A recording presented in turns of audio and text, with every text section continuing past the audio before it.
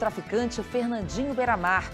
Os policiais esperam prender 33 pessoas que lavavam o dinheiro do traficante. Um filho dele já foi preso na Paraíba. Os suspeitos movimentaram 9 milhões de reais nos últimos 2 anos. A gente mostra também todos os homens do presidente envolvidos em escândalos, filmados com malas de dinheiro e que foram parar atrás das grades. O Congresso teve um dia de bate-boca generalizado e quase nenhum avanço nas votações. Deputados cobram do presidente da Câmara que dê andamento aos 12 pedidos de impeachment do presidente Michel Temer. A repórter Heloísa Torres faz um paralelo entre o crescimento astronômico da obra do estádio Mané Garrincha e a falência geral dos serviços públicos de Brasília ao longo de quase uma década. A propina assustadora de quase R$1 bilhão foi dividida entre 10 pessoas. Acionistas minoritários da JBS vão cobrar na justiça o prejuízo de 7 bilhões com a queda nas ações depois que veio a público o escândalo de corrupção. E o xerife do mercado de ações abriu 2 novas frentes de investigação. O deputado Paulo Maluf foi condenado no Supremo Tribunal Federal por lavagem de dinheiro, mas só vai para a cadeia depois que esgotar todos os seus recursos. O Santos vence na Libertadores e termina em primeiro no grupo dele. E a Chape ganha de virada com 2 gols nos acréscimos e espera agora por um milagre no tapetão. São esses os nossos destaques. E hoje é quarta-feira, dia 24 de maio. Bom Dia Brasil está começando agora.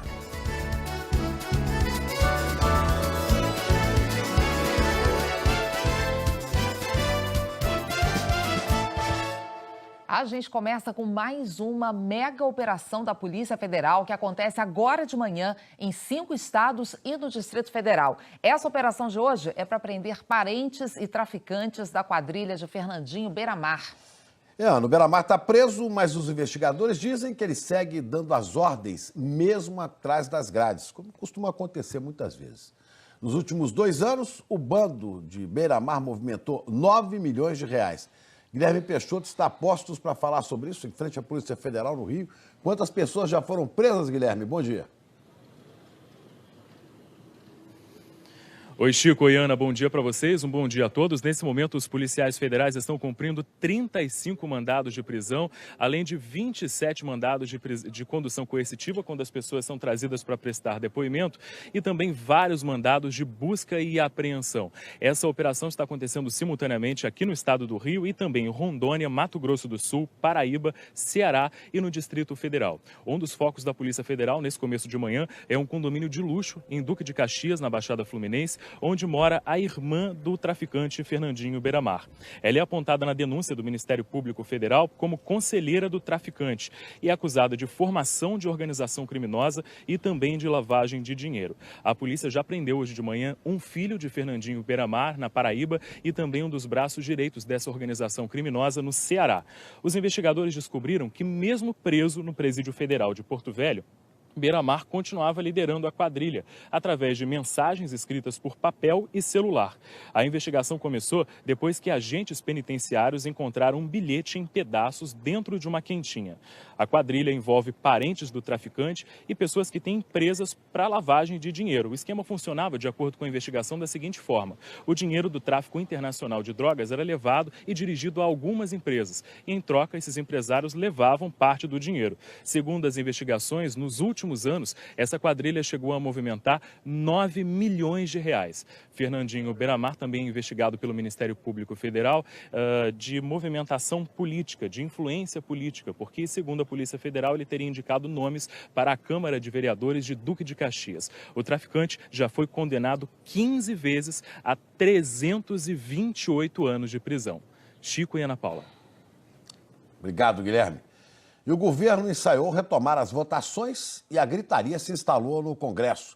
Vamos falar em Brasília com a Juliana Morrone, porque a oposição queria parar tudo e cobrou, né, Juliana? Bom dia. Cobrou do presidente da Câmara, Rodrigo Maia, o andamento dos pedidos do impeachment contra Michel Temer. Oi, Chico. Bom dia, Ana. Bom dia a todos. Foi um dia difícil ontem no Congresso. Teve protesto e faixa de fora Temer, até mesmo na hora de aprovar a medida provisória super popular que autoriza saques nas contas inativas do FGTS. O primeiro dia de votações, desde as denúncias envolvendo Michel Temer, deu a dimensão da crise no Congresso. Na comissão que discute a reforma trabalhista, a briga foi tanta que por pouco os senadores não saíram no tapa. Foi um dia de teste para o governo. A base aliada tentou botar em prática a estratégia de acelerar votações. No Senado, a confusão foi grande na Comissão de Assuntos Econômicos para ler o relatório da reforma trabalhista. O presidente tentou manter os trabalhos. Temos uma crise profunda que deve ter desdobramentos, mas isso não impede, pelo contrário, estimula que o Senado continue com seus trabalhos para que a nação não tenha a impressão que o país, independente dos poderes, está totalmente à deriva. A oposição protestou. Está suspensa a reunião. Mesmo com o tumulto, o relatório foi dado como lido pelo presidente e pelo relator e ficou para ser votado na semana que vem. Outra comissão que analisa a reforma política foi adiada na Câmara. O relator, que é do PT, fez alterações no relatório que trata de financiamentos de campanha e parcelamento de multas para os partidos. Mas, no plenário, o embate continuou.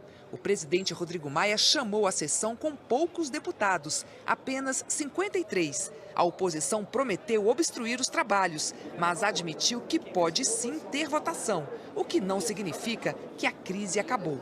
Como nós estamos percebendo a atitude antidemocrática do presidente da Câmara de engavetar os pedidos de instalação da comissão de impeachment, nós decidimos buscar outros mecanismos para obrigá-lo a fazer isso e, de uma vez por todas, fazer com que Michel Temer deixe a presidência da República, porque ele não tem mais nenhuma condição de continuar conduzindo o país, tendo praticado os crimes que ele praticou e que foram gravados. Já há pedidos de impeachment de parlamentares que são da base aliada.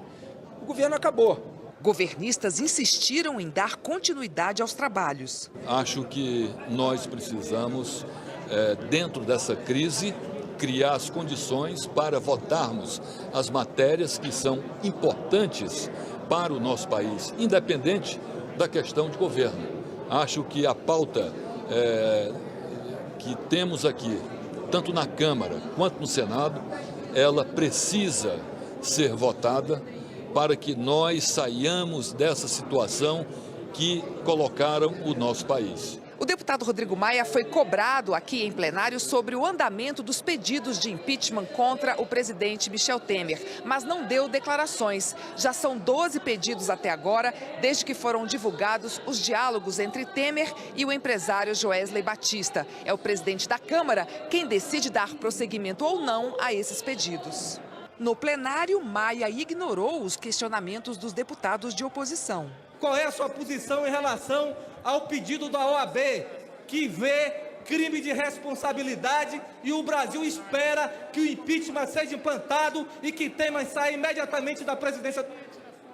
Deputado Zé Carlos. Se não quiser trazer um pedido de impeachment assinado por deputados, traga o da OAB, pelo menos, para que o plenário decida se quer ou não instalar a comissão de impeachment. É uma vergonha o que Vossa Excelência está fazendo na presidência da Casa. Votação. Aqueles que forem a favor, os favoráveis à admissibilidade do requerimento de destaque simples, permaneçam como se acha. Não. Rejeitados. No começo da noite, deputados de oposição estenderam uma faixa fora Temer. Depois do protesto, a medida provisória que autoriza os saques das contas inativas do FGTS foi aprovada sem mudanças. Os senadores também aprovaram 3 medidas provisórias. 2 alteram limites de unidades de conservação no Pará e Santa Catarina. A outra cria taxas a serem cobradas pela Zona Franca de Manaus. No Palácio do Planalto, o presidente Temer passou o dia em reuniões com aliados políticos e com advogados. Ele tem feito avaliações diárias para definir as estratégias de defesa e os próximos passos do governo.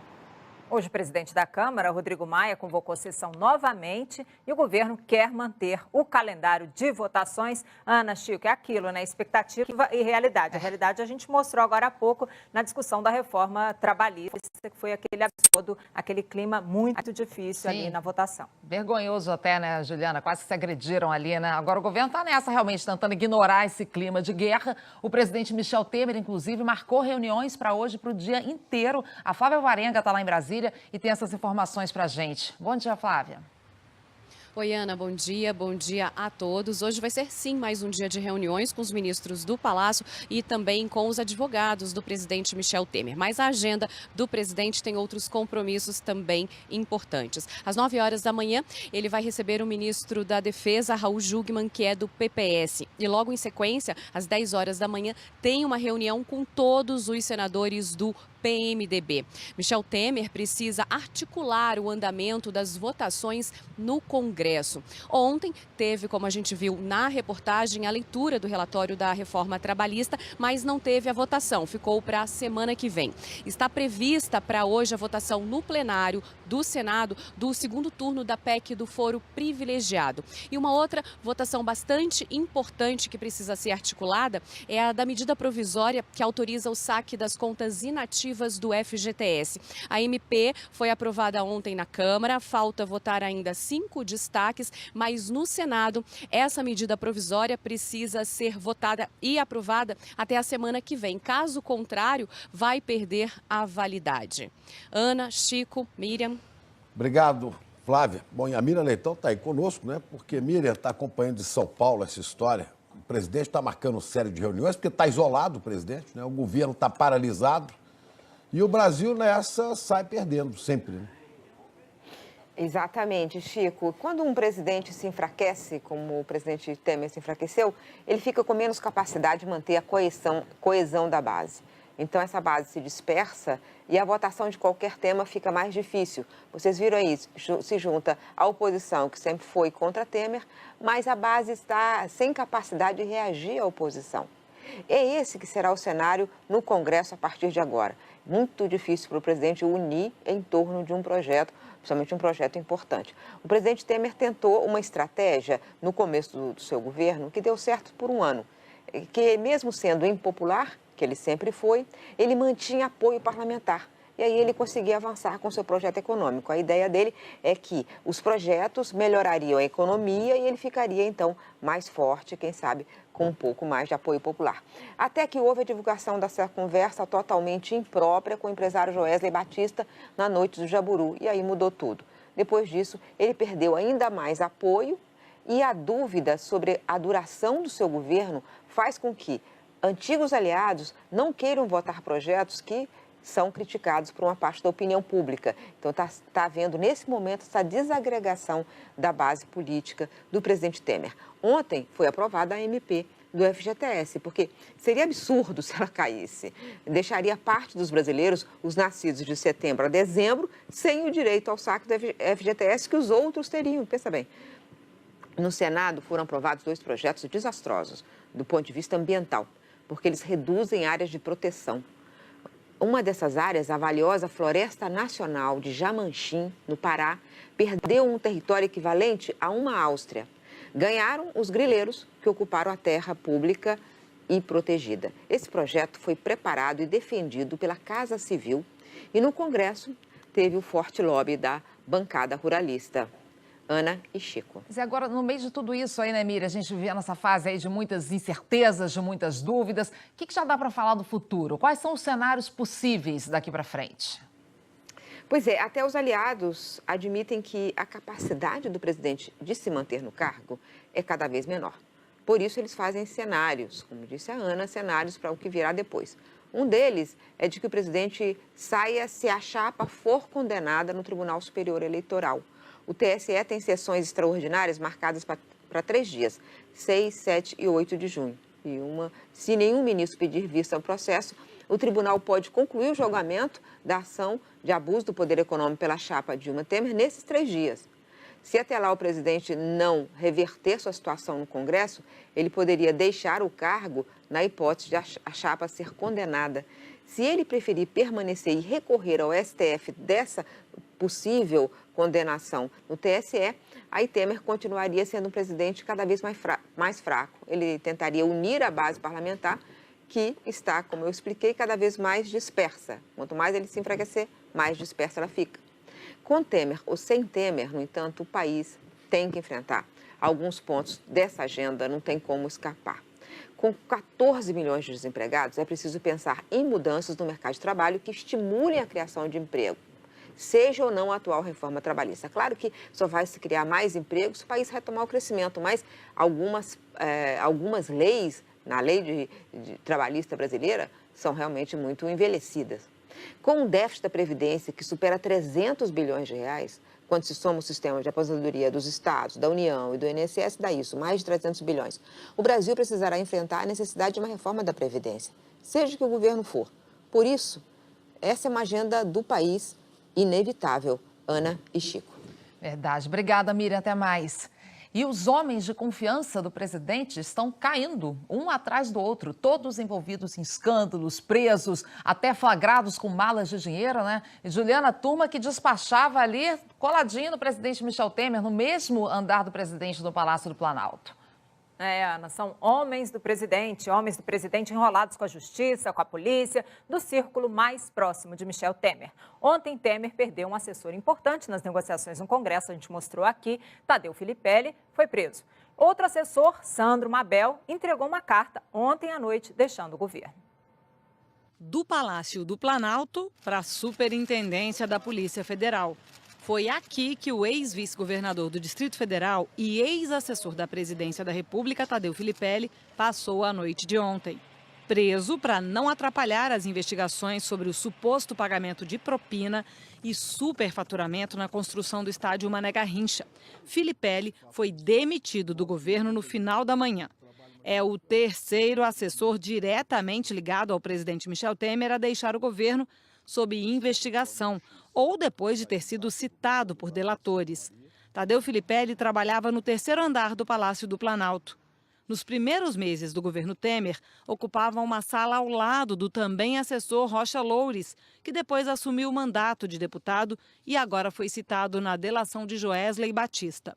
Eles eram atendidos pela mesma secretária. Depois ganharam salas maiores, na outra ponta do mesmo andar, onde ficaram próximos de outro assessor, José Yunes, amigo do presidente Temer, e que também pediu demissão depois de ter sido citado na delação da Odebrecht. As salas eram muito próximas do gabinete do presidente da República.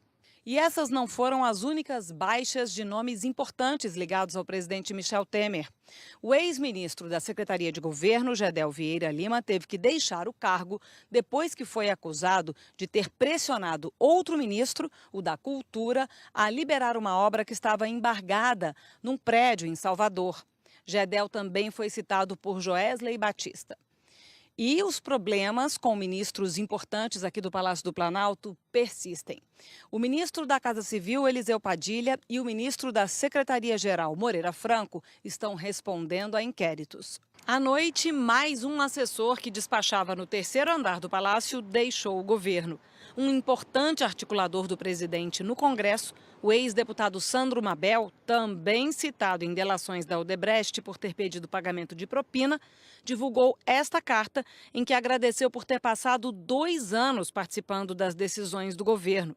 Lembrou que trabalhava como colaborador, sem remuneração, e que já tinha pedido para se afastar do cargo algumas vezes para se dedicar à família. Viajou para Goiânia ontem mesmo. Os defensores do governo tentaram minimizar a saída dos assessores. Estou vendo as empresas aí também todos os dias, pessoas são demitidas efetivamente. Mas essa sequência de quedas e escândalos envolvendo gente da confiança do presidente está deixando até parlamentar governista incomodado. Ninguém tem aqui dúvida de que um governo não se sustenta numa sucessão de escândalos e de pessoas que vão caindo à sua volta. Em São Paulo, um dos ex-assessores do presidente, Rocha Loures, entregou à Polícia Federal a mala com R$465 mil, além do passaporte. É a mesma mala que Rocha Loures carregou no dia 28 de abril, depois de sair de uma pizzaria na zona sul de São Paulo. Ele estava sendo filmado pela polícia no momento em que jogou a mala no carro e entrou num táxi. Tinha recebido essa mala com R$500 mil de Ricardo Saldi, executivo da JF, que também fez delação. De acordo com as investigações, era dinheiro de propina. O que ninguém explicou ainda é onde foram parar os R$35 mil que estavam na mala, mas desapareceram agora na hora da devolução. Sumiram, né? A defesa de Rocha Loures disse que no momento oportuno vai prestar todos os esclarecimentos. A defesa de Tadeu Filipelli informou que vai pedir a revogação da prisão por entender que as diligências já foram feitas. O ex-ministro Gedel Vieira Lima disse que não tem declarações a fazer. Os ministros Eliseu Padilha e Moreira Franco disseram que só vão se manifestar nos autos se nós não conseguimos contato com Sandro Mabel para comentar a citação de delatores da Odebrecht e não tivemos retorno de José Yunes. A defesa de Joesley Batista já entregou o segundo aparelho usado para gravar as conversas entre o empresário e o presidente Michel Temer.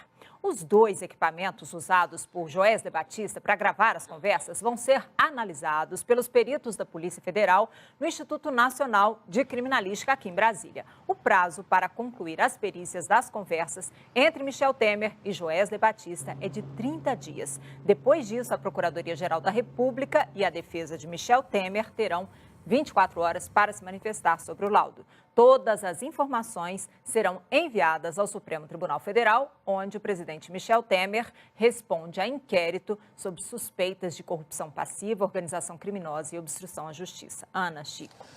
Pois é, Juliana, vamos esperar esse momento oportuno, né, para saber onde foram parar esses 35 mil reais. São 35 mil reais, pode esclarecer muita coisa também, né? Agora é estranho, porque são vários homens, hein? Diga.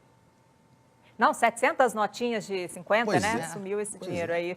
Agora, vários Para. homens ligados, né, muito próximos do presidente, todos caindo por corrupção, e o presidente tendo, para defendê-lo, o deputado Carlos Marum, que até ontem defendia era Eduardo Cunha, que também está na cadeia. Quer dizer, é meio esquisito, né? Se achar esses 35 mil, podem estar descobrindo até a ratoeira. Vamos ver qual é o momento oportuno de achar essa solução. Acionistas minoritários da JBS calculam que perderam mais de 7 bilhões de reais desde a divulgação da delação premiada de Joesley Batista e vão entrar com uma ação contra a empresa exigindo uma indenização. Vamos falar com o Rodrigo Bocardi em São Paulo, porque a Comissão de Valores Imobiliários abriu mais 2 frentes de investigações contra a JBS, né, Rodrigo? Bom dia para você.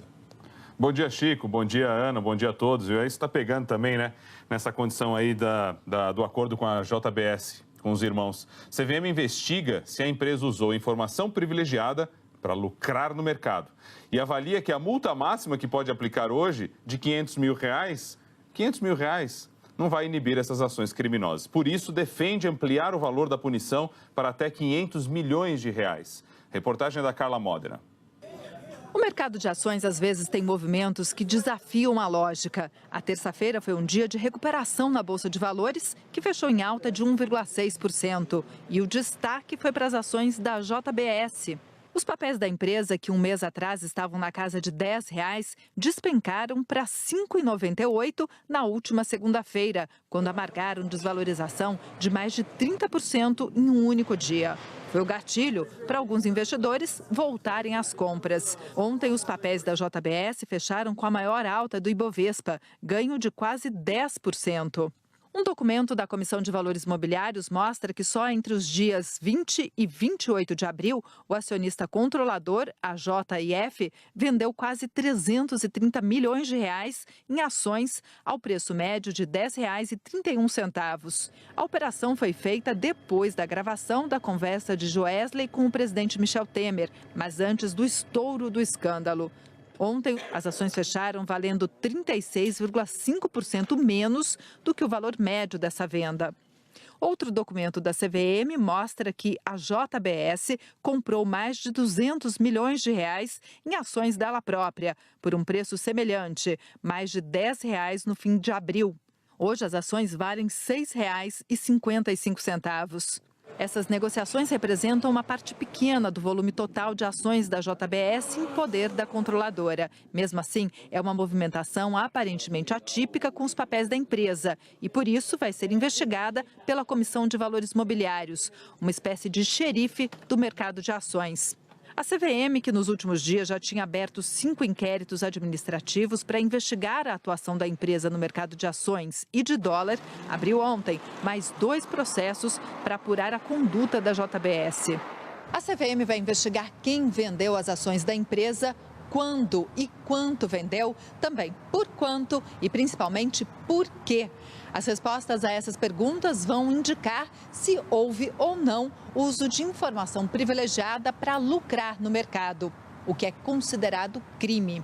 O mercado de ações ele tem que beneficiar o investidor que conscientemente, fazendo uma análise técnica, decidiu correr risco com o seu dinheiro. Não aquele que já sabia o jornal do dia seguinte, né? Aí não tem graça, né? A própria CVM reconhece que as multas previstas de até R$500 mil podem ter perdido o efeito pedagógico. A comissão defende a aprovação de uma medida provisória que fortaleceria a atividade sancionadora, ou seja, o poder de punição da CVM. Pelo projeto, as multas poderiam chegar a R$500 milhões.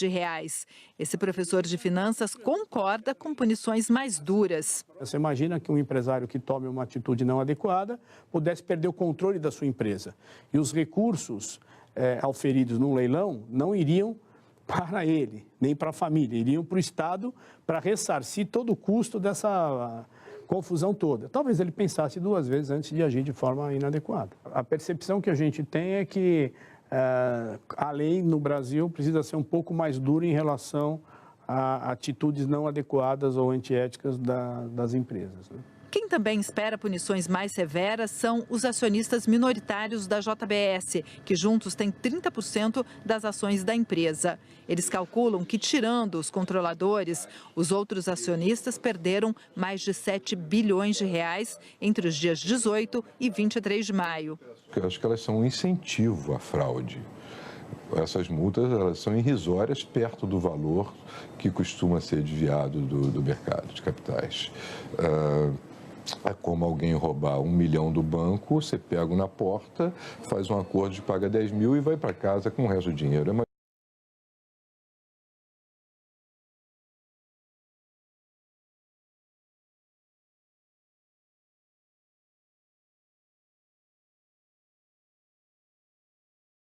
Minoritários do Brasil, disse ainda que essas ações que a entidade pretende ingressar na justiça serão contra os administradores da JBS, porque a empresa pertence também a esses acionistas minoritários.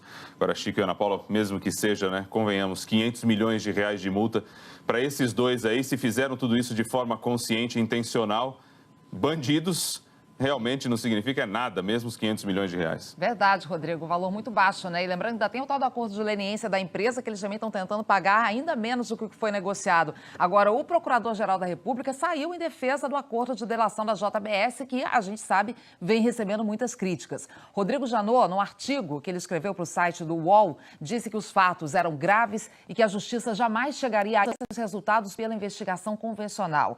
Ele declarou também que o país seria mais lesado sem o acordo. Janot afirmou que não teve alternativa senão conceder o benefício de imunidade penal aos colaboradores e argumentou que as provas apresentadas pela JBS são consistentes e vão além dos áudios. O procurador-geral tem sido alvo de muitas críticas, principalmente porque os empresários da JBS estão em liberdade. Agora, Janot falou ainda sobre essas operações suspeitas no mercado, que a gente acabou de mostrar na reportagem, e ele disse que essas operações não estão abrangidas pelo acordo, ou seja, os irmãos Batista podem ser punidos por elas. Janot ressaltou ainda que o acordo de leniência, que eu acabei de citar aqui, que está em negociação com a empresa, prevê uma multa de R$11 bilhões a ser paga pela JBS. Mas lembrando também, né, que a empresa rejeitou esse valor e está tentando reduzir essa multa. Ana, mas primeiro essa empresa poderia, né, começar pagando o que deve, por exemplo, ao INSS. A Previdência tem uma dívida, a JBS tem uma dívida de R$1 bilhão e 800 milhões. E tem muito patrimônio no Brasil para ser confiscado, se for o caso, para repor o que roubaram por aí. Vou falar com a Juliana Morrone em Brasília. A gente acompanhou ontem ao vivo aqui no Bom Dia Brasil a operação que prendeu 2 ex-governadores do Distrito Federal e descobriu, né, Juliana, um superfaturamento de quase R$1 bilhão. Tanto dinheiro não some assim dos cofres públicos sem que isso traga sofrimento para a população, né? Já é quase uma década de roubalheira e serviços públicos de péssima qualidade. E haja reforma para dar conta disso, né? 2 ex-governadores e um ex-vice-governador, né? Agora ex-assessor de Michel Temer, né, Chico? Ô, Chico, você sabe que na época da assinatura do contrato para fazer essa obra aí bilionária, superfaturada, o Distrito Federal aqui estava em estado de calamidade pública na saúde. E ao longo dos anos, enquanto a propina era distribuída até no estacionamento do estádio, com dinheiro vivo, enquanto os políticos, agora presos, autorizavam repasses de dinheiro público para as obras superfaturadas do estádio, a população aqui de Brasília sofria com o agravamento da situação na saúde, na educação e na segurança. Mané Garrincha, no centro de Brasília, é um dos maiores estádios do país, o mais caro, e agora ganha mais uma marca histórica, o que levou 2 ex-governadores e um vice-governador do Distrito Federal para a cadeia. A obra nem tinha começado e a propina já circulava. Na gestão de José Roberto Arruda, foi armada uma fraude na licitação da obra. Pagamentos teriam começado supostamente entre 2009 e 2010 e não pararam. Enquanto isso, em 2010, médicos tiveram salários atrasados, pais desesperados atrás de creches para os filhos. Em 2011, mudou o governo, mas não o esquema. Agnello Queiroz, do PT, também embolsou boladas de dinheiro, segundo investigadores. Enquanto isso, professores pediam reajuste, servidores da saúde também. A obra do VLT, parada. A obra do estádio ia subindo e mais dinheiro ia sendo desviado. E os serviços públicos... Em 2012, a falta de investimento em obras de infraestrutura era o que a população enfrentava. Teve apagão o ano todo, alagamento nas ruas de Brasília como nunca tinham sido vistos. Transporte, um caos, crise na segurança. 2013, ano que Arruda ainda recebeu parcelas do dinheiro e o governador Agnello e o vice dele, Tadeu Filipelli, continuavam sendo beneficiados. Os hospitais recebiam pacientes sem conseguir atender a demanda, por falta de equipamentos, de médicos, e as escolas caindo aos pedaços. 2014, a propina chegou a ser entregue no próprio estádio a um representante do então governador Agnello. A Copa começou, teve protestos e o que a população vivia era a falência dos serviços públicos, que até hoje não acabou. O preço estimado para a obra do estádio, 600 milhões de reais. O preço final, mais de 1,5 bilhão de reais. Segundo o governo do Distrito Federal, foram 10 aditivos. O Tribunal de Contas fala em 19 aditivos. O superfaturamento da obra aqui do Mané Garrincha foi de 900 milhões de reais, segundo as investigações. A propina dividida entre os 2 ex-governadores, o ex-vice-governador e 7 servidores públicos. Pagamentos que teriam sido feitos diversas vezes em notas de reais. Dinheiro que bancou campanhas e enriqueceu políticos, que foi roubado da população aqui do Distrito Federal. Foram bloqueados 10 milhões de reais dos ex-governadores José Roberto Arruda e Agnello Queiroz e 6 milhões do ex-vice-governador Tadeu Filipelli, que até ontem era assessor especial do presidente Michel Temer. Fora isso, por hora, eles estão na cadeia. E o Mané Garrincha segue subutilizado. Tem um jogo aqui, outro ali, foi palco de alguns shows e está aí dando prejuízo. O atual governo estuda uma parceria com uma empresa particular para diminuir os gastos desse gigante estádio.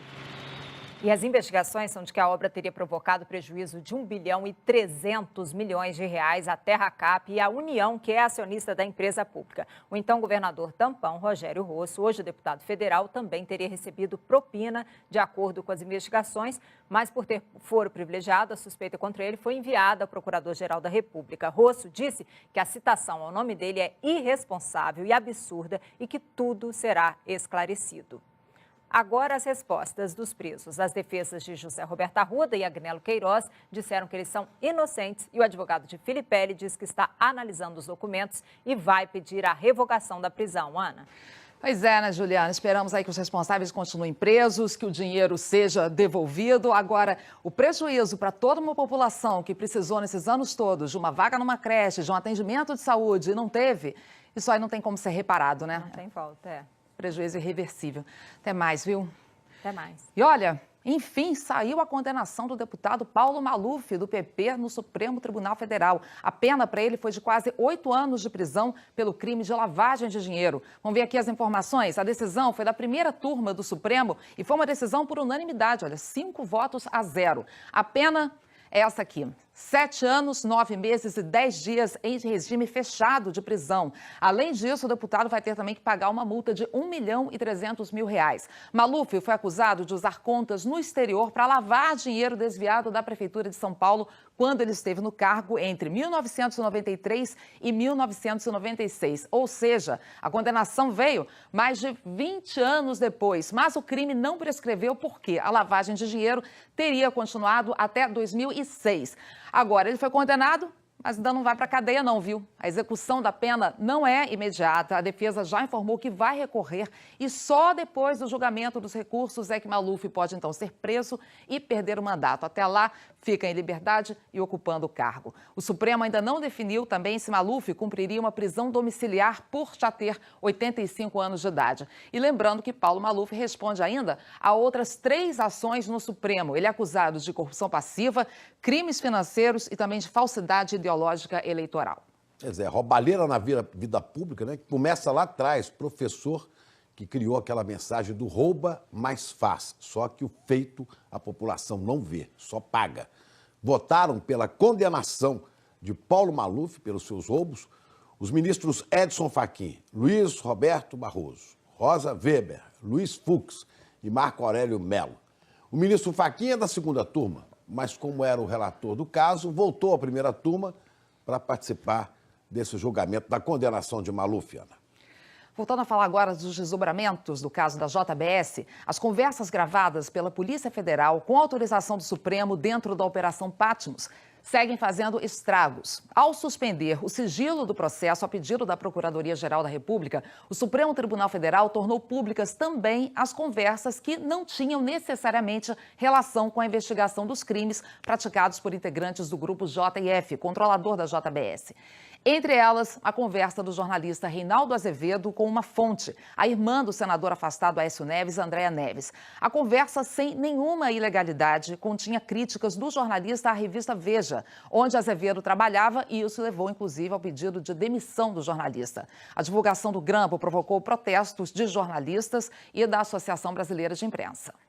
Em nota, a ABI disse que considera que a Procuradoria-Geral da República violou o sigilo da fonte, assegurado pelo artigo 5º da Constituição Federal. A ABI acusa o procurador-geral Rodrigo Janot de praticar intimidação e retaliações a jornalistas e diz que espera que este episódio não se repita e que as investigações prossigam dentro do ordenamento jurídico do país. A Procuradoria-Geral da República reagiu às críticas. Em nota, afirmou que não divulgou, nem transcreveu, não utilizou como pedido, nem juntou o referido diálogo aos autos. A PGR disse ainda que as referidas conversas gravadas pela Polícia Federal ainda não deram entrada na PGR, tendo entrada prevista para hoje, dia 24 de maio. O ministro do Supremo Tribunal Federal, Gilmar Mendes, também criticou o que chamou de vazamento. Em nota, ele disse que a lei é clara ao vedar uso de gravação que não esteja relacionada com o objeto da investigação. Para ele, o vazamento da conversa do jornalista Reinaldo Azevedo é um ataque à liberdade de imprensa e ao direito constitucional de sigilo da fonte. A presidente do STF, ministra Carmen Lúcia, também em nota, disse que o Supremo tem jurisprudência consolidada de respeitar integralmente o sigilo da fonte e que reitera o seu firme compromisso de lutar e agora, como juíza, de garantir o integral respeito a esse direito constitucional. A Polícia Federal divulgou nota dizendo que fez as gravações por decisão judicial. Disse que somente o juiz do caso pode decidir pela inutilização de áudios que não sejam de interesse da investigação. A IPF também disse que a Procuradoria teve acesso a todas as mídias produzidas em sua íntegra. O ministro Edson Fachin, relator da investigação, ele não se manifestou sobre o vazamento. Vamos para o intervalo, já a gente vai voltar com mais informações da operação para prender pessoas ligadas ao traficante Fernandinho Beiramar. Falar também de uma pesquisa que mostra por que os carros poluem 4 vezes mais que os ônibus. Você vai ver também que mais suspeitos de participar do ataque em Manchester foram presos hoje. E tem outras notícias aqui de São Paulo para você, nesta manhã de quarta-feira. 8h09 agora. A gente volta já.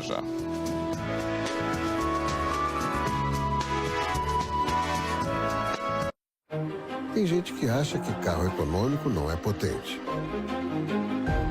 Mas a gente já achou que voar era impossível, que lugar de mulher era em casa. E um dia desachou isso e muito mais. Chegou o novo Up, econômico e também potente. Um carro que vai fazer você desachar muita coisa. Novo Up, feito de novas ideias.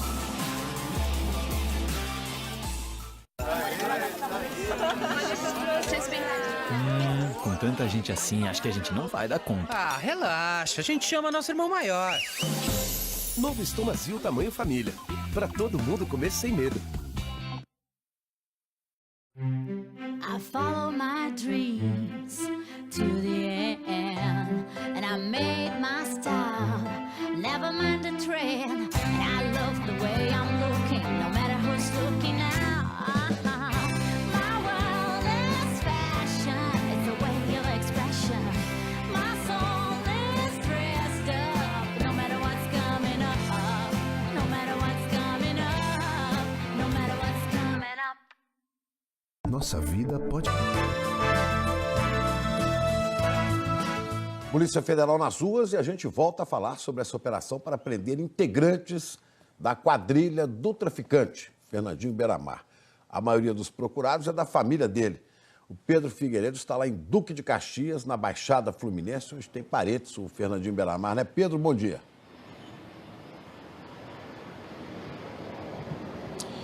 Oi, Chico, bom dia para você, bom dia para todo mundo. A gente está aqui em Duque de Caxias, em frente a esse prédio de luxo, onde mora Alessandra da Costa. Ela é irmã de Fernandinho Beiramar e considerada também um dos braços direitos do traficante.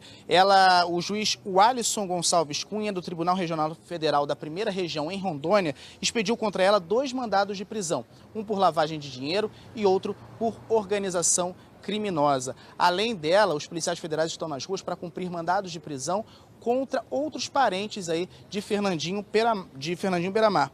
Entre eles, a esposa dele, Jaqueline Moraes da Costa, que já está presa, já cumpre pena em uma penitenciária aqui do Rio de Janeiro. Os policiais federais chegaram aqui por volta das 6h30 da manhã, estão lá há cerca de 1h30. Quem chegou agora há pouco foram os advogados de Alessandra. Além daqui, eles estão também em outros pontos da capital e da Baixada Fluminense. Fernandinho Beiramar foi considerado um dos traficantes mais perigosos dos anos 90. Ele se aliou a empresários, juízes, policiais e políticos corruptos, tendo sempre como base a favela Beiramar, aqui em Duque de Caxias. Ele fugiu para a Colômbia e começou a atuar com o tráfico internacional de drogas. Foi preso em 2001, ele cumpre mais de 15 penas e essas penas totalizam mais de 300 anos de cadeia. A gente lembra que um filho dele já foi preso no Pará e também um braço direito no Ceará. Chico e Ana. Seguimos acompanhando aí a operação. Obrigada, Pedro. A maior cidade do país tem mais de 8 milhões de carros e essa frota é responsável por mais de 70% da poluição do ar de São Paulo. E saiu agora um estudo que fez um cálculo do estrago com a poluição na cidade. E, Rodrigo, o pior horário é aquele mesmo do engarrafamento, na hora da volta para casa, quer dizer, a pessoa perde tempo e ainda perde saúde, né? Entre 5 e 6 da tarde, Ana, horário com o pior efeito para a saúde das pessoas, especialmente para quem já tem problemas respiratórios e para os grupos mais sensíveis, como as crianças e os idosos. Caiu a noite em São Paulo. Boa sorte na volta para casa. Pois é, horário de pico por aqui é o bicho. E o pior é que nesse mar vermelho e amarelo de carros, a gente está o tempo todo nadando num oceano incolor de poluição. Aquela mesma, que está sempre saindo dos escapamentos e a gente quase nunca vê. Eu sinto isso assim, correndo na rua ou andando de bike, que você fica até sujo o rosto, que o ar é muito poluído, né? Fica muito seco, né, o ar, né? É horrível. Mas não é porque é quase invisível que a poluição não existe. Pelo alto a gente vê bem aquela faixa grossona e escura no céu. O que os pesquisadores desse Instituto de São Paulo fizeram agora foi criar um site que dá cor para aquilo que está todo santo dia infernizando a nossa vida. Cada quadradinho desse daqui representa 1 quilômetro quadrado na cidade de São Paulo. Quanto mais vermelho esse espaço, pior ele está em termos de poluição. Entre os 8 elementos que foram medidos por essa plataforma, o mais prejudicial às pessoas, que é o tal do material particulado, está mais presente na cidade entre as 5 e as 6 da tarde. Quer dizer, para quem tem algum problema respiratório, sair às ruas da maior cidade do país nesse horário é um baita de um perigo. bronquites crônicas, asma. Então, isso afeta muitas populações mais sensíveis, como os idosos e as crianças. Apesar dos carros levarem só 30% de quem está rodando pela cidade, 73% de toda a poluição do transporte de passageiros vem deles. Já para os ônibus, o saldo dessa conta está positivo. Os grandões carregam 40% de quem está se deslocando e são donos de 24% da poluição dos veículos de passageiros. E tem outra coisa, se a gente levar em consideração quantas pessoas um ônibus carrega para lá e para cá, vai chegar à conclusão que o carro joga na atmosfera quase 4 vezes mais gases de efeito estufa do que um ônibus inteiro. E saber agora desses números com tanto detalhamento pode ser bastante útil. Ajuda o poder público e a sociedade a ter um controle sobre, de fato, o quanto está sendo emitido e para que a gente possa avaliar políticas públicas para a melhoria da qualidade do ar. A melhor política que o Rafael encontrou para diminuir a poluição foi passar a gerar quase poluição nenhuma. Depois de 18 anos atrás de um volante, ele já está há 2, fazendo quase tudo a pé. Não tinha essa noção, hoje estou descobrindo aí o quanto o carro tem impacto com esses estudos, mas então fico contente também de saber que eu estou de alguma forma colaborando com isso. Eu deixei de ter vários custos aí com manutenção de carro, o próprio valor do veículo, né, que eu botei o dinheiro lá no investimento. E cheguei até a alugar minha garagem e ter uma rendinha a mais aí, porque eu não estava usando de qualquer forma. Pensa nisso. Colaborar com o meio ambiente ajuda a consciência e ainda dá dinheiro pra caramba. O Instituto de Energia e Meio Ambiente também concluiu que os carros ocupam 88% do espaço das vias de São Paulo e os ônibus pouco menos de 3%. A Secretaria de Mobilidade e Transportes disse que vai incluir metas de energias renováveis na nova licitação do transporte coletivo. O edital está sendo revisto. Diz também que estuda novos modelos para a frota com combustível limpo. Chico e Ana. Pois é, ter ônibus funcionando, ter metrô e trem, né? Que vive parado em São Paulo. Se não faltasse tanto dinheiro, se não fosse tanto dinheiro para a corrupção, a gente poderia ter transporte de qualidade e qualidade melhor do ar que a gente respira. É isso, Rodrigo. No Rio de Janeiro, bandidos fizeram uma emboscada e roubaram um caminhão que levava um carregamento de celulares, carregamento avaliado em R$ 1.300.000. Essa carga deixou o Aeroporto Internacional do Rio ontem pela manhã e seguia nesse caminhão aí, ó, cor laranja. Os bandidos chegaram em outros carros e atacaram os seguranças da escolta. Eles desceram armados, como você vê, fecharam a rua na saída da Ilha do Governador, 11 horas da manhã. Alguns assaltantes carregavam fuzis. O caminhão foi abandonado na favela Nova Holanda e a carga não foi recuperada. Agora a Polícia Civil está investigando esse caso. Que pânico. Olha só, a gente estava falando aí do problema da poluição no trânsito, né? E aí tem os acidentes também, que não podemos esquecer. E aqui em São Paulo, o número de acidentes aumentou quase 50% nos 4 primeiros meses desse ano. Foram ao todo 503 acidentes. Estamos falando dos acidentes nas marginais. Sabina Simonato vai trazer mais detalhes desses dados para a gente. Oi, Sabina, bom dia. Rodrigo, bom dia para todo mundo. Olha, as motos, elas representam 80% dos acidentes nas marginais. Ano passado foram 251, esse ano 402, então são 151 acidentes a mais. A gente está ao vivo aqui na Ponte Universitária, Cidade Universitária, e você sabe que aqui na Marginal Pinheiros, o trecho entre a Ponte Jaraguá e a Cidade Universitária, nesse trecho, o risco para quem anda sobre as motos é maior. Foram 49 acidentes envolvendo motociclistas entre janeiro e abril. E no sentido Interlagos, que é esse que vocês estão vendo ao vivo ao lado da raia olímpica da USP, é o trecho mais perigoso. Na Marginal Tietê, a maioria dos acidentes acontece na pista local. E no período da manhã, a gente vê agora esse corredor aí de motos, principalmente quando o trânsito fica bem carregado, né, Rodrigo? Ok, Sabina, é isso aí. Obrigado, pelas informações. Em nota, a CET diz que o levantamento da Polícia Militar leva em consideração acidentes nas alças de acesso e nas pontes, locais onde não houve mudança de velocidade. A CET disse ainda que o programa Marginal Segura aumentou em 67% o número de agentes nas marginais, o que resultou em mais registros de ocorrências. Reafirmo aqui o que disse mais cedo. A gente está discutindo vidas, acidentes, e não o ponto onde isso é registrado ou não, a história da velocidade, enfim. 8h20, Glória Vanik. Rodrigo. Trânsito, transporte, como é que andam as coisas aí? Vamos falar um pouquinho. Sem acidente? Infelizmente, com acidente.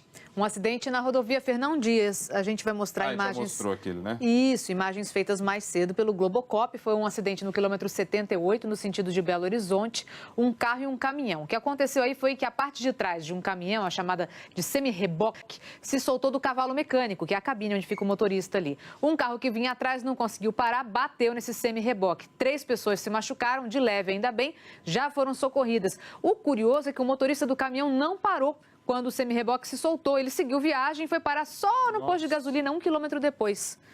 Então, por isso que a gente não achava ali a cabine do motorista. Daqui a pouco atualizo a rodovia por lá agora. Obrigado, Glória. No intervalo, já vamos falar das prisões de integrantes da quadrilha de Fernandinho Beiramar.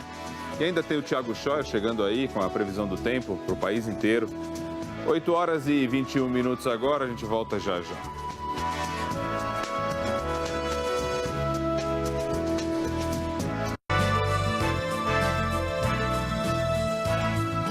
Estamos de volta com novas informações sobre a operação da Polícia Federal para prender a quadrilha do traficante Fernandinho Beiramar. Guilherme Peixoto aqui de volta com as últimas notícias. Guilherme.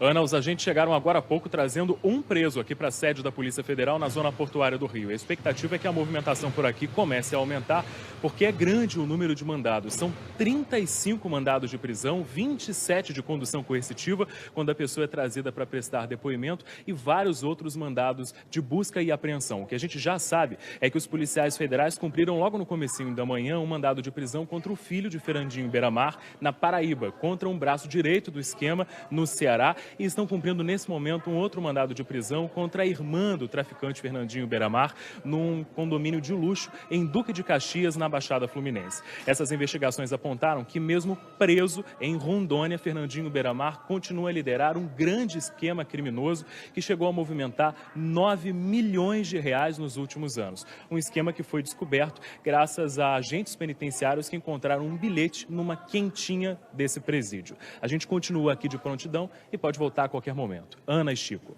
Ok, Guilherme, é muito preso, né? Comandando esquemas de dentro das cadeias no Brasil. Isso é para todo lado. Obrigado. E vamos agora falar do tempo. Thiago Scheuer, postos para falar sobre esse momento de outono, né? Alguns lugares do Brasil faz frio de manhã, depois esquenta bastante à tarde. Por que acontece isso, Thiago? Bom dia. Oi, Chico. Bom dia para você, para a Ana também. Vamos explicar aqui. Bom dia, Brasil. Isso aí tudo é chamado de amplitude térmica. É quando faz frio logo cedo e aí esquenta bastante à tarde. É mais comum de acontecer no outono em partes do sudeste e também do centro do Brasil. Eu te explico aqui, te mostro, vai ficar facinho de entender. O calor, né, que a gente recebe aí do sol durante o dia... O que acontece? O céu ele está mais aberto, né? E aí à noite, né? Anoitece esse céu aberto, deixa escapar todo aquele calor, por isso que esfria tanto cedo e à tarde fica aquele calor. A gente vai tirando as camadas, né? Aquele efeito cebola. Olha a diferença nessas capitais aqui, ó. Você já vai entender. Em Goiânia, a diferença de 12 graus, agora 20, depois 32 de máxima. Em Brasília, de 18 vai passar para 29. No Rio, de 15 vai passar para 28. E em São Paulo, diferença de 11. De 15 agora passa para 26 à tarde. Já lá em Floripa, vamos olhar, não vai subir muito também. Vai fazer só 23 à tarde, 27 em BH, 25 em Vitória, 33 lá em Belém e também em Boa Vista e 32 graus lá em João Pessoa, Ana e Chico. Pois é, Thiago, falando do Nordeste, em parte da região segue chovendo bastante, né? Segue, né, Ana? A gente vem falando isso aqui durante essa semana. Vem mais chuva, então, para Alagoas e para Sergipe, principalmente. Aliás, em Aracaju, só ontem choveu mais de 1/3 do que é o normal para o mês de maio. E aí, aquela alta pressão que você vê aqui no oceano, ela continua se movimentando o ar e jogando umidade aqui para a costa leste do Nordeste. Mais um dia chuvoso por ali. Tem também uma chuva espalhada aqui mais forte, em pontos localizados pelo norte, também aqui Mato Grosso do Sul. Mas olha o tamanho da nossa área de tempo firme hoje, até com baixa umidade do ar aqui, ó. Você vê que vem do Maranhão, passa aqui pelo Rio Grande do Norte, vem descendo pela Bahia, por Goiás, por Minas, até o norte do Paraná. Agora eu tenho um recado para os gaúchos. Amanhã uma nova frente fria vai começar a viagem no sul do Brasil e vai deixar o tempo bem chuvoso, com grandes acumulados no sul do Rio Grande do Sul. É bom ficar atento para isso, mas claro que amanhã cedinho a gente traz as informações para vocês, Ana e Chico. É isso, até amanhã, Thiago. Até amanhã. Notícia internacional agora, o presidente filipino Rodrigo Duterte declarou lei marcial numa ilha no sul das Filipinas. Ele afirmou ainda que pode estender essa medida extrema para todo o país se o Estado Islâmico aumentar a ameaça. Com isso, as Forças Armadas assumiram o controle da região. A ilha de Mindanao, no sul das Filipinas, foi tomada por conflitos depois que soldados invadiram uma casa onde achavam que um terrorista se escondia. Aí 3 pessoas morreram nos confrontos e hoje Duterte disse que terroristas do Estado Islâmico cortaram a cabeça de um chefe de polícia. Um horror. E ainda no noticiário internacional, você vai ver a seguir: a polícia britânica prende novos suspeitos de ligação com o ataque em Manchester. E como foi o encontro de Donald Trump com o Papa Francisco? A gente mostra para você. Agora são 8h29 pelo horário de Brasília.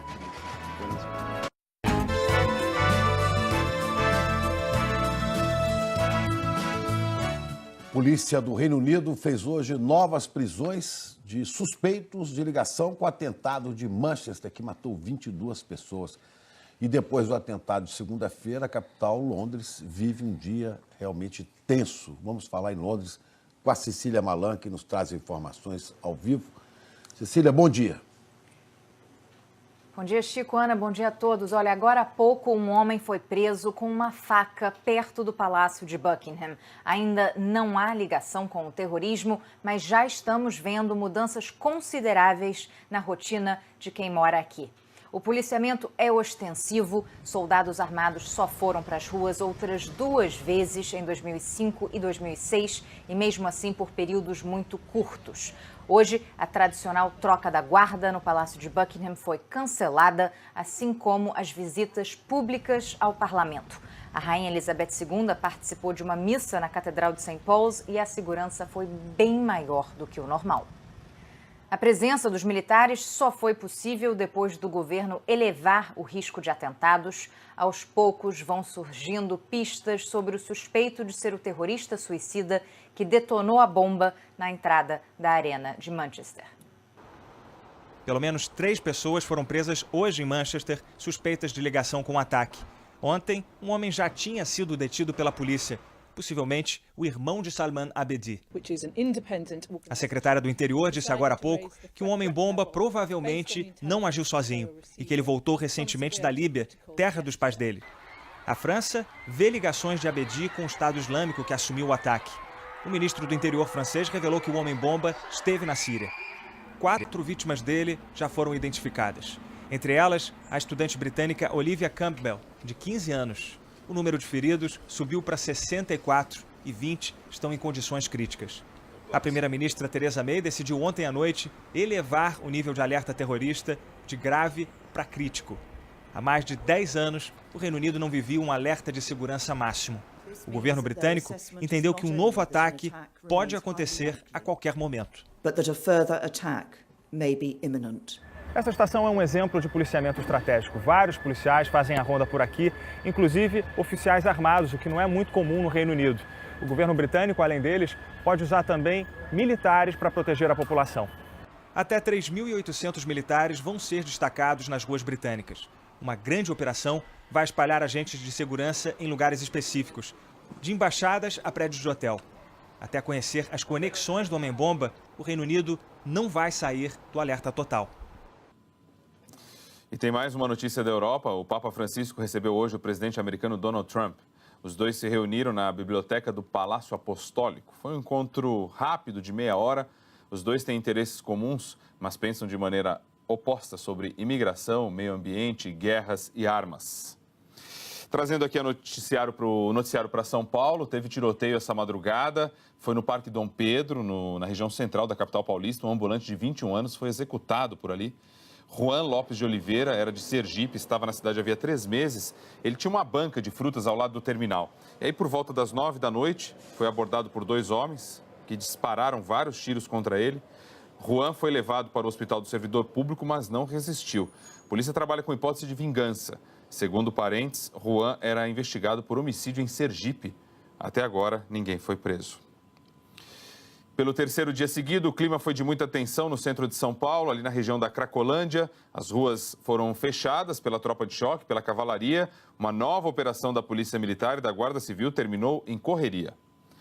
No meio de tanta gente, sem saber para onde ir, aí ó, um rapaz foi lá, acendeu um cachimbo de crack, saiu fumando. Tem uma mulher também que entrou em crise de choro, chegou a ser amparada. E um grupo de pessoas derrubou a caçamba de lixo, protestou contra a presença da polícia. Cavalaria e tropa de choque ficaram de prontidão e fecharam 3 ruas. O comandante da operação explicou que o trabalho da PM foi para proteger o cidadão que circula pelas ruas do centro e que a ação não é contra os dependentes químicos, que, segundo ele, são vítimas dos traficantes. E ontem também 3 pessoas ficaram feridas na demolição de um prédio em uma das ruas da Cracolândia. Uma escavadeira a serviço da prefeitura derrubou um muro em cima dos moradores de uma pensão. 4 quartos ficaram cheios de entulho. Os moradores disseram que ninguém avisou que eles tinham que sair de lá. Uma das vítimas machucou as costas e as pernas. E um outro morador foi internado com suspeita de fratura na perna, mas já foi liberado. E depois dessa operação desastrada, o prefeito João Dória disse que tinha outro compromisso de agenda, não quis falar nada, escalou o secretário de obras para dar explicações. O que aconteceu efetivamente? Foi isolado o terreno, foi passado fita, foi removida a energia elétrica, foi informada a população que ia ser feito, só que nós fomos no estacionamento, verificamos que ali só tinha carros, mas não demos conta que havia uma entrada clandestina para o fundo, onde dava acesso a essas pessoas estavam. Vamos dar uma olhada nas imagens feitas durante a madrugada ali na região.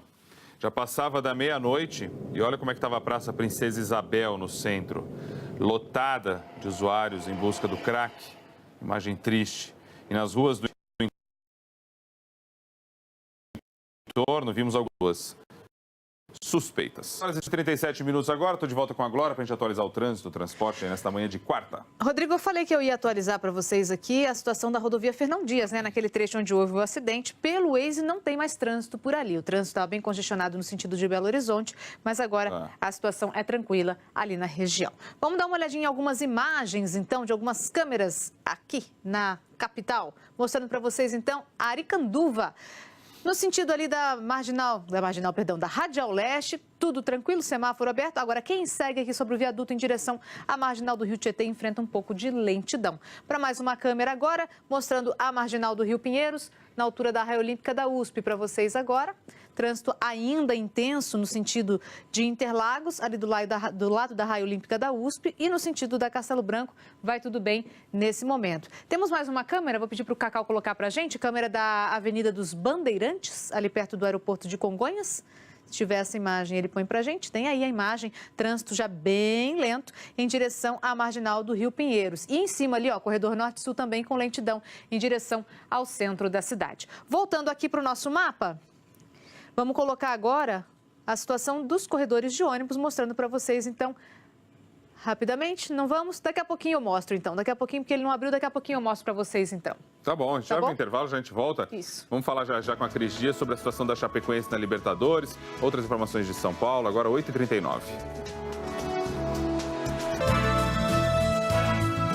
Estamos de volta já com a Cris Dias aqui para a gente falar de futebol. Começamos falando da situação da Chapecoense, que fez o que precisava para se classificar, mas mesmo assim, Cris, está fora da Libertadores. Pois é, conseguiu vencer de um jeito emocionante, mas não levou. A gente vai explicar daqui a pouquinho o que aconteceu. E nem no tapetão, né? Tá difícil, né? Pois é, mas recorreu, mas enfim, daqui a pouco a gente vai falar sobre isso. Porque, como a gente falou, a Chape ganhou do Zulia da Venezuela, mais uma punição da Confederação Sul-Americana de Futebol tirou o time da competição. Vamos ver os gols, então, e já eu explico exatamente o que aconteceu.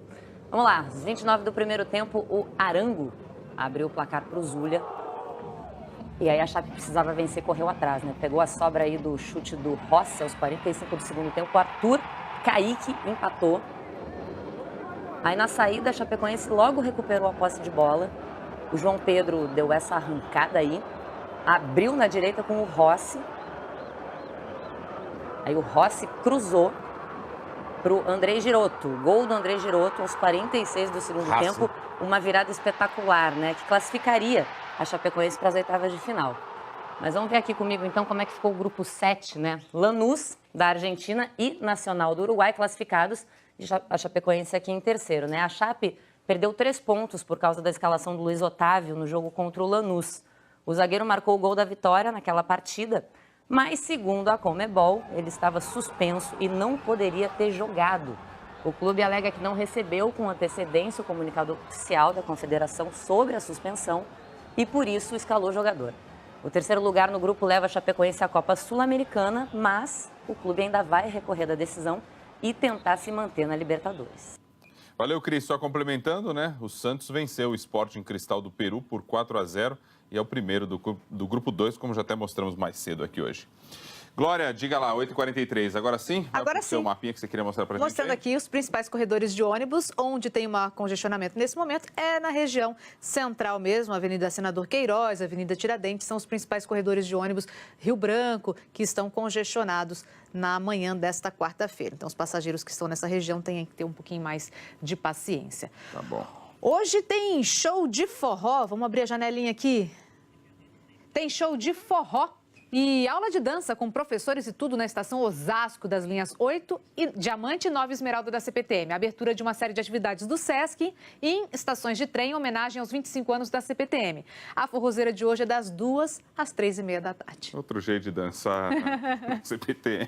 Valeu, Glória. O intervalo, pessoal, já a gente vai mostrar como é que se forma um dos fenômenos naturais mais bonitos e misteriosos que existem no planeta. A Aurora Boreal, 8h44.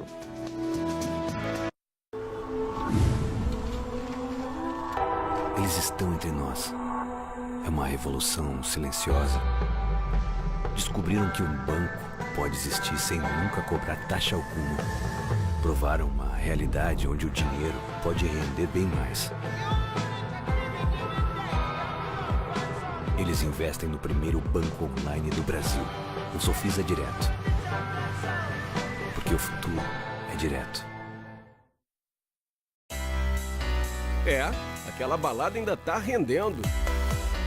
Olha só o climão entre Lica e Clara. O que você está fazendo aqui? E Ellen ainda está enrolada na escola por causa do aplicativo. Os moleques dispararam novamente, Ellen. Você não consegue fazer isso parar? A gente saiu de lá sem saber o que a Doris vai decidir. O mó tenso esse suspense. Por que não me expulsou logo de uma vez? Calma, Ellen. A Doris mandou eu te chamar. Eu acho que ela tomou uma decisão. Hoje, Malhação. Viva a diferença. E você, Maria Eduarda, você aceita o João como seu legítimo esposo? Na saúde, na doença, na calvície, no reumatismo, na incontinência urinária e na falência da empresa que ele vai abrir no seu nome. Quer saber tudo antes? Com o Globoplay dá. Baixe o aplicativo, assine e assista antes as séries da Globo. É a Globo Play.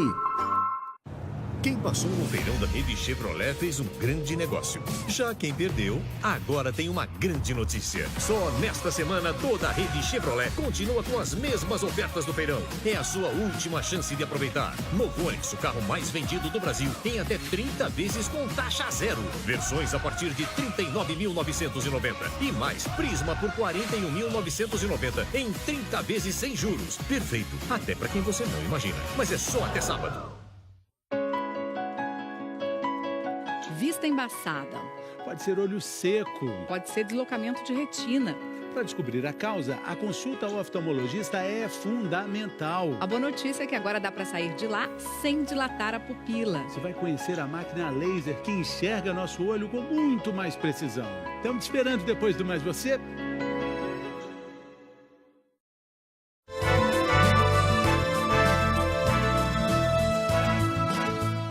Estamos de volta e vamos falar sobre a prisão da quadrilha de Fernandinho Beiramar. Informações da Polícia Federal com Guilherme Peixoto. Fala, Guilherme.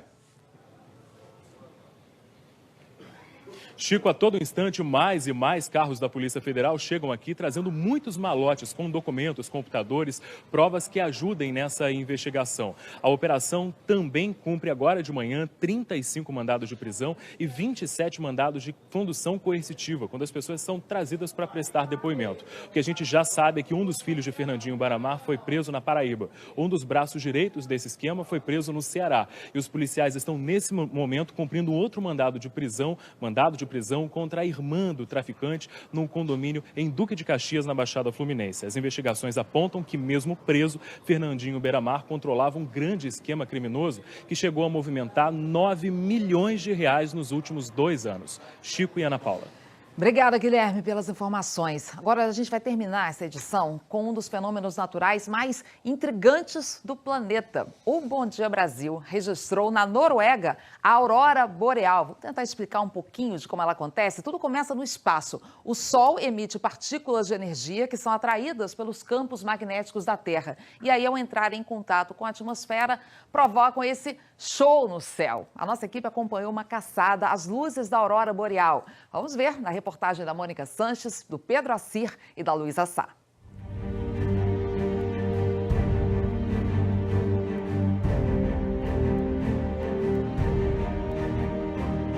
A nossa caçada em busca das luzes da aurora boreal começa no norte da Noruega, na cidade de Tromsø, que fica a 300 quilômetros acima da linha do Círculo Polar. Nós vamos pegar o carro e continuar subindo em direção ao Polo Norte. E o nosso guia nesta caçada pela aurora boreal é brasileiro, curitibano, o Marco Broto. Como é que você se transformou num especialista em aurora boreal? Pois então, eu vim aqui conhecer a Noruega, esse país maravilhoso, e acabei vendo as auroras boreais. Isso para mim se tornou uma paixão. E agora eu trago grupos para todo o Círculo Polar para ver o espetáculo maravilhoso das auroras. Vamos lá caçar essas luzes. Nós nos afastamos das luzes da cidade, que como o céu nublado e a nevasca atrapalham a visibilidade. Viajamos de carro em 9 horas até a madrugada. Então, Marco, como é que você caça a aurora? Eu caço a aurora, às vezes, 27 dias antes de começar a caçada física mesmo. Em casa, vendo gráficos, vendo atividade, vendo os prognósticos de atividade solar, de temperatura, clima, nuvem, densidade de plasma. É uma série de coisas muito malucas. Fica nessa energia, né? Nessa vontade de ver as luzes e não percebe a temperatura. Não. Olha, menos 19 e meio. Agora 11 horas e 11 minutos. Então, ainda tem bastante para estrear. Olha lá. Uau! Olha aqui! Nossa, olha lá! Meu! Caramba, tá lindo! Vamos Dá ver pra aqui. ver Nós vamos parar aqui, ó. Vamos parar. Olha lá, que lindo! Muito lindo, dá pra ver perfeitamente a olho nu. E uma faixa grande, né? Grande. Saímos do carro e conseguimos registrar este fenômeno. E como a gente define, assim, de uma forma, claro, bem simples, o que é a aurora boreal? A aurora boreal são as partículas que o Sol emite contra a Terra e que, quando entram em contato com o campo magnético da Terra, são levadas até os polos. Com isso, porque nos polos é mais fraco o campo magnético, acaba rompendo. Quando rompe, essas mesmas partículas entram em contato com os elementos da nossa atmosfera, hidrogênio, nitrogênio e oxigênio. E nesse contato tem as luzes. A janela para ver a aurora pode durar poucos minutos. Por isso, nós seguimos a caçada. Em que lugares você já conseguiu fotografar e filmar a aurora? Em todos os lugares, todos os países do Círculo Polar Ártico. Desde a Rússia até Finlândia, Suécia, Dinamarca, Islândia, Canadá, Estados Unidos. E quais foram então os tipos e as cores de luzes que você já viu? Eu gosto muito daquelas que riscam o céu, que dançam. Então já vi cor-de-rosa, já vi púrpura. Às vezes o verde é tão forte que fica branco. E quando as auroras dançam, né? O que quer dizer que as luzes estão dançando? Dançam porque a velocidade que ela vem chega a 1.200 km por segundo. Então a velocidade é muito forte. Dança de um lado para o outro no céu. Fica dançando, é incrível, é incrível. Nestas estradas, pela madrugada, cruzamos várias vezes a fronteira da Noruega com a Finlândia. Agora, no caminho, a gente viu muita gente parada, carros, ônibus, vans, grupos grandes de turistas. Isso. Tem crescido esse interesse desde que você começou a fotografar, filmar a aurora? Na verdade é um fenômeno mundial isso, porque com o advento das máquinas fotográficas, câmeras fotográficas de maior potência, é uma loucura, né? E as pessoas se emocionam. Choram. Já tive experiências incríveis mesmo assim, coisas de a gente não acreditar. É incrível. Chorar é normal. Eu me fico arrepiado só de contar a história.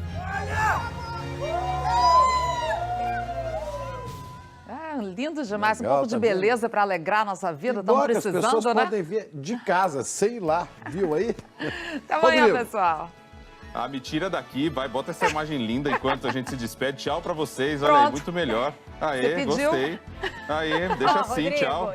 Tchau, até amanhã. Rodrigo, até dizer que eu fui nas férias agora em março para a Islândia, exatamente para ver a aurora boreal. Foi uma das experiências mais lindas da minha vida. Bom dia para você, beleza. com a dança da aurora boreal. Nossa, já vou marcar minhas próximas férias. Só uma última notícia, a polícia britânica acaba de confirmar que todas as vítimas do ataque de Manchester foram identificadas e as famílias comunicadas. Até amanhã, gente. Para vocês de casa, ótima quarta-feira. Amanhã tem mais Bom Dia Brasil. Até lá. Para você de Patos de Minas, que faz 125 anos, parabéns e vamos... O traficante Fernandinho Beiramar.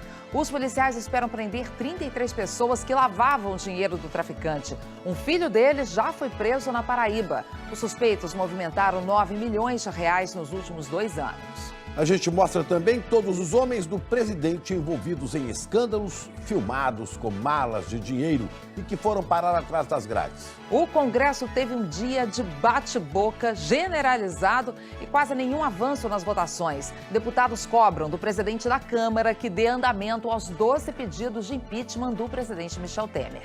A repórter Heloísa Torres faz um paralelo entre o crescimento astronômico da obra do estádio Mané Garrincha e a falência geral dos serviços públicos de Brasília ao longo de quase uma década. A propina assustadora de quase R$1 bilhão foi dividida entre 10 pessoas. Acionistas minoritários da JBS vão cobrar na justiça o prejuízo de 7 bilhões com a queda nas ações depois que veio a público o escândalo de corrupção. E o xerife do mercado de ações abriu 2 novas frentes de investigação. O deputado Paulo Maluf foi condenado no Supremo Tribunal Federal por lavagem de dinheiro, mas só vai para a cadeia depois que esgotar todos os seus recursos. O Santos vence na Libertadores e termina em primeiro no grupo dele. E a Chape ganha de virada com 2 gols nos acréscimos e espera agora por um milagre no tapetão. São esses os nossos destaques. E hoje é quarta-feira, dia 24 de maio. Bom Dia Brasil está começando agora.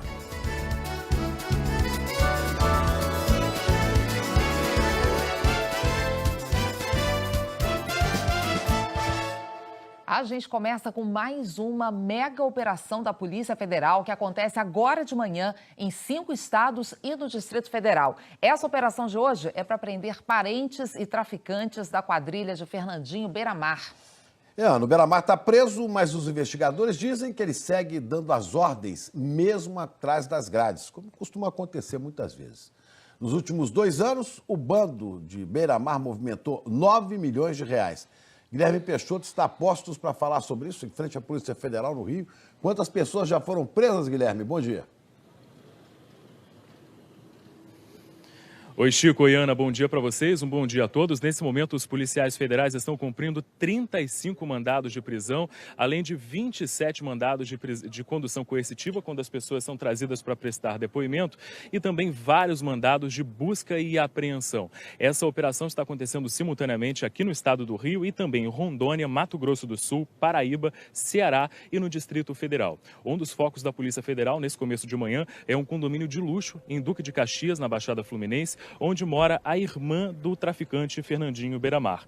Ela é apontada na denúncia do Ministério Público Federal como conselheira do traficante e é acusada de formação de organização criminosa e também de lavagem de dinheiro. A polícia já prendeu hoje de manhã um filho de Fernandinho Beiramar, na Paraíba, e também um dos braços direitos dessa organização criminosa no Ceará. Os investigadores descobriram que, mesmo preso no Presídio Federal de Porto Velho, Beira-Mar continuava liderando a quadrilha, através de mensagens escritas por papel e celular. A investigação começou depois que agentes penitenciários encontraram um bilhete em pedaços dentro de uma quentinha.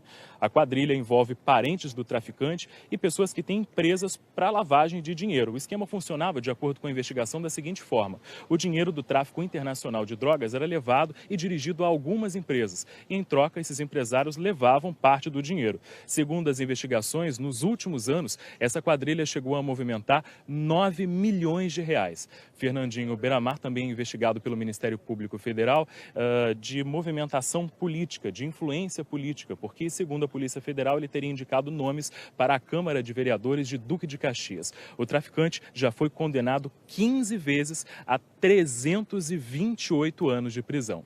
Chico e Ana Paula. Obrigado, Guilherme. E o governo ensaiou retomar as votações e a gritaria se instalou no Congresso.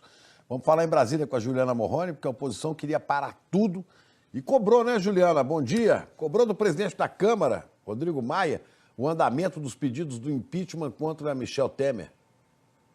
Oi, Chico. Bom dia, Ana. Bom dia a todos. Foi um dia difícil ontem no Congresso. Teve protesto e faixa de fora Temer, até mesmo na hora de aprovar a medida provisória super popular que autoriza saques nas contas inativas do FGTS. O primeiro dia de votações, desde as denúncias envolvendo Michel Temer, deu a dimensão da crise no Congresso. Na comissão que discute a reforma trabalhista, a briga foi tanta que por pouco os senadores não saíram no tapa.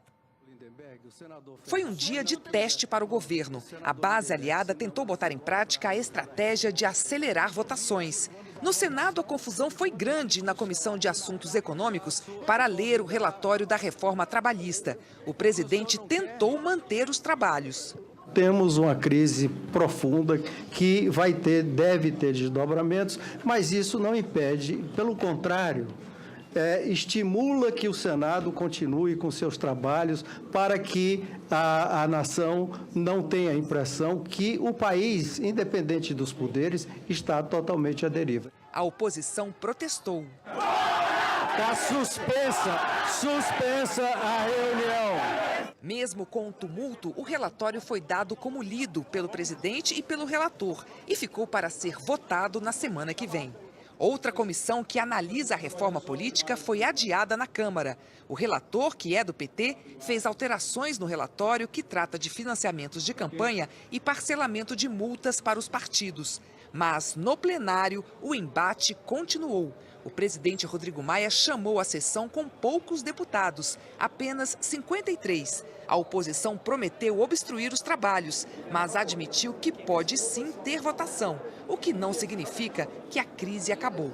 Como nós estamos percebendo a atitude antidemocrática do presidente da Câmara de engavetar os pedidos de instalação da comissão de impeachment, nós decidimos buscar outros mecanismos para obrigá-lo a fazer isso e, de uma vez por todas, fazer com que Michel Temer deixe a presidência da República, porque ele não tem mais nenhuma condição de continuar conduzindo o país, tendo praticado os crimes que ele praticou e que foram gravados. Já há pedidos de impeachment de parlamentares que são da base aliada. O governo acabou.